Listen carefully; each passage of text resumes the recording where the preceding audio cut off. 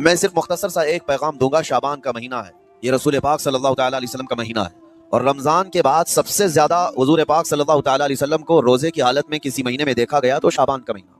فرمایا گیا کبھی کبھار پورے شعبان کا مہینہ حضور صلی اللہ علیہ وسلم روزے سے رہتے, اور یہ ارشاد فرماتے کہ یہ مہینہ ایسا ہے جس میں سارے لوگوں کے اعمال اللہ کے حضور جاتے ہیں, پیش کیے جاتے ہیں, اور میرے آقا فرماتے ہیں اس حال میں میرے اعمال پیش کیے جائیں اللہ کی بارگاہ میں کہ میں روزے کے عالم میں ہوں.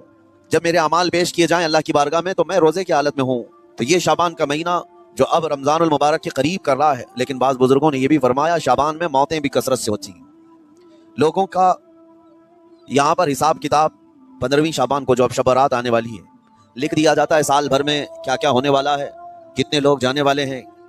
کئی لوگوں کی کتابیں بند کر دی جاتی ہیں. حدیث پاک میں یہ بھی ہے کہ فیصلہ اللہ تعالیٰ فرشتوں کے حوالے فرما رہا ہوگا. حالانکہ جب ہم ماں کے پیٹ میں تھے تبھی لکھ دیا گیا ہے کہ کتنی عمر ہے, لیکن فرشتوں کو جو ٹرانسفر کیا جاتا ہے سال میں ایک مرتبہ, اگلے سال ان کا کیا کیا ہونا ہے. اور حدیث میں ہے کسی کے متعلق فرشتوں کو یہ کہا جا رہا ہوگا کہ فلاں 1 مہینے بعد, 2 مہینے بعد, 1.5 مہینے کے بعد اس کی فلاں وجہ سے موت آئے گی, لیکن وہ بندہ شادی کی تیاری کر رہا ہوگا. وہ بندہ جس کی موت کا آرڈر جاری ہو چکا ہے, فرشتے لے چکے ہیں, وہ اپنے کاروبار کے اور اپنے گھر بار کے بنانے میں مصروف ہوگا. اسے اندازہ تک نہیں ہوگا کہ شعبان کے اس مہینے میں اس کی موت کا پروانہ نکل چکا ہے. اسی لیے میں عرض کر رہا ہوں قرآن کی آیت اقترب للناس حسابهم وهم فی غفلۃ معرضون. اللہ فرماتا ہے لوگوں کا حساب بہت قریب آ چکا جبکہ وہ غفلت میں پڑے ہوئے ہیں. اب جس زمانے میں آپ زندگی گزار رہے ہیں یہ اتنی تیزی سے آپ کے اوپر سے گزر جائے گا کہ آپ کو احساس تک نہ ہوگا.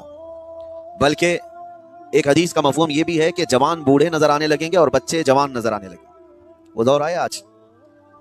بچے تو ہمارے جوان ہو ہی چکے ہیں, جو 6 سال کے بچے ہیں, 5 سال کے بچے ہیں, جن کو حقیقت میں بچہ کہا جاتا تھا, اب کے زمانے میں وہ بچے ہی نہیں رہ گئے. 8 سال کے بچے وہ بچے ہی نہیں رہ گئے. ساری اسکولوں کے حالات ہمارے پاس آئے دن نئی نئی خبریں آتی ہیں. 3ری جماعت کا, 4تھی کلاس کا بچہ خطرناک قسم کے نشوں میں مبتلا ہے جو بڑے بڑے جوان بھی نہیں کیا کرتے تھے. تو بچہ کہاں رہا.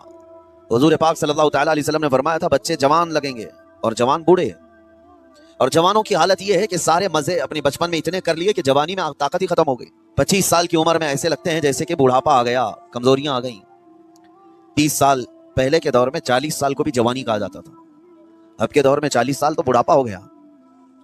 30 سال کی عمر کے بعد آج کے نوجوانوں کے جواب دینے لگ جاتے ہیں. اس کی وجہ یہ ہے کہ بچپن میں اپنے آپ کو برباد کر لیا, بچپن میں اپنے آپ کو ختم کر لیا. تو جو بچپنا تھا اس کو جوانی میں بیتا دیا, اور جو جوانی ہو بڑھاپے میں.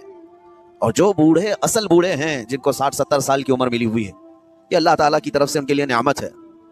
باقی قیامت کے قریب جو حالات ہیں وہ اس طرح کے.